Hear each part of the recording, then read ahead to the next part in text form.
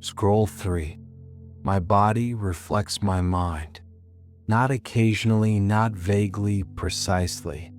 My body is the servant of my mind, obeying every mental operation.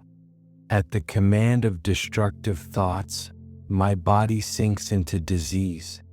At the command of nurturing thoughts, my body becomes clothed with vitality. Disease and health are rooted in thought. Sickly thoughts express themselves through a sickly body. When I live in fear of illness, I invite illness.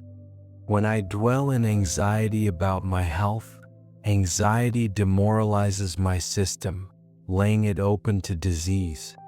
When I harbor impure thoughts, even unexpressed, I shatter my nervous system from within.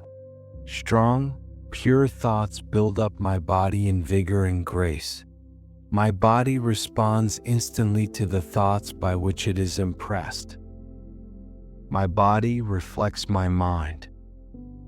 I will continue to carry impure blood so long as I propagate unclean thoughts.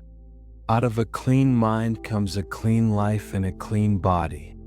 Out of a defiled mind proceeds a defiled life and corrupt health. Thought is the fountain.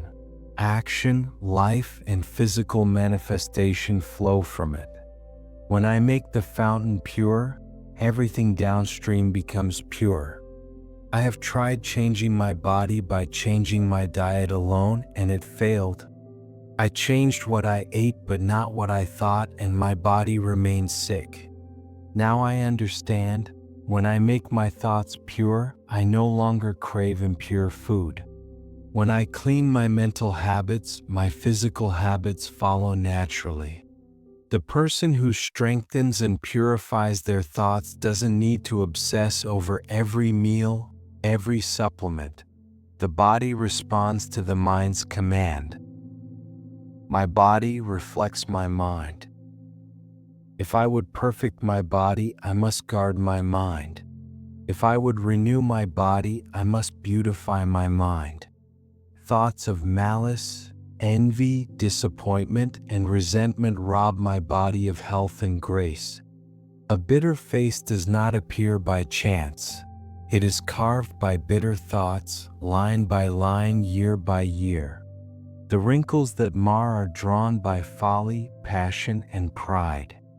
I know people in their 90s with the bright, innocent faces of children. I know people in their 30s whose faces are drawn into harsh, tight contours. One is the result of a sweet and sunny disposition. The other is the outcome of anger and discontent. The difference is not genetics, not luck, not expensive skincare. It's the thoughts they've entertained and nurtured for decades. Just as I cannot have a fresh and wholesome home unless I open the windows and let in air and sunlight, I cannot have a strong body and a bright countenance unless I admit into my mind thoughts of joy, goodwill, and peace. My face tells the story of my thoughts. My body reflects my mind. I see this in faces around me. Those who lived with integrity age calmly, peacefully. Those who lived with rage age harshly, their faces a map of every grudge. There is no physician like cheerful thought for dispelling illness. There is no comfort like goodwill for dissolving grief. To live in suspicion and envy is to confine myself in a prison. But to think well of all, to be cheerful with all, such thoughts bring abundant peace. My body reflects my mind. I refuse to poison my body with poisonous thoughts. When I notice stress tightening my shoulders, I trace it back to the worried thoughts I've been rehearsing. When I feel my stomach churn with anxiety, I recognize the fearful scenarios I've been playing on repeat. When I experience unexplained pain, I ask myself, what emotional pain am I refusing to process? What old wound am I still carrying? My body speaks the language of my mind. Tension in my jaw reveals clenched thoughts I won't release. Pain in my back shows the burdens I carry mentally.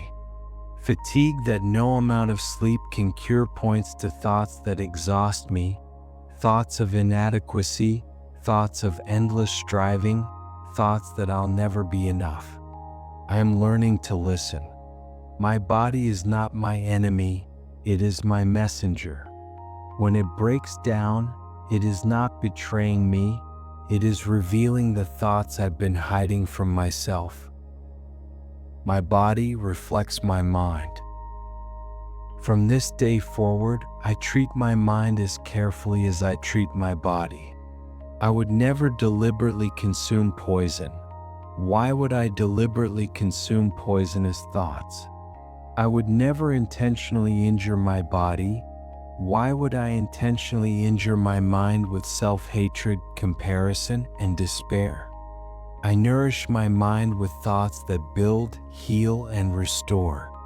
When I catch myself thinking thoughts of fear about my health, I redirect to thoughts of vitality and strength. When I notice myself obsessing over symptoms, I shift to gratitude for what still functions. When I spiral into catastrophic thinking about illness, I return to the present moment, where my body is doing its best with the mental instructions I've been giving it. I take responsibility. My body is not malfunctioning randomly, it is responding faithfully to my mental state. When I change my mental state, my body follows. I have seen this happen. When I released chronic worry, my digestive issues vanished.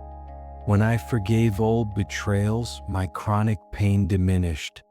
When I stopped hating my body and started appreciating it, my energy returned. My body reflects my mind. I commit to mental hygiene as seriously as I commit to physical hygiene. Every morning, I cleanse my mind of resentments from yesterday. Every evening, I release the worries of today. I do not allow toxic thoughts to accumulate in my consciousness any more than I would allow garbage to accumulate in my home. I choose thoughts that heal. I choose thoughts that strengthen. I choose thoughts that bring vitality, peace, and grace to this body that serves me so faithfully. My body deserves a mind that supports it, not one that sabotages it with fear, stress, and self-loathing. I understand now, I cannot heal my body by hating it. I cannot achieve health by obsessing over sickness. I cannot find peace by dwelling in anxiety. The path to physical wellness runs directly through mental wellness, and mental wellness begins with the thoughts I choose right now in this moment. I am the architect of my own health, and thought is my blueprint. My body reflects my mind. My body reflects my mind. My body reflects my mind.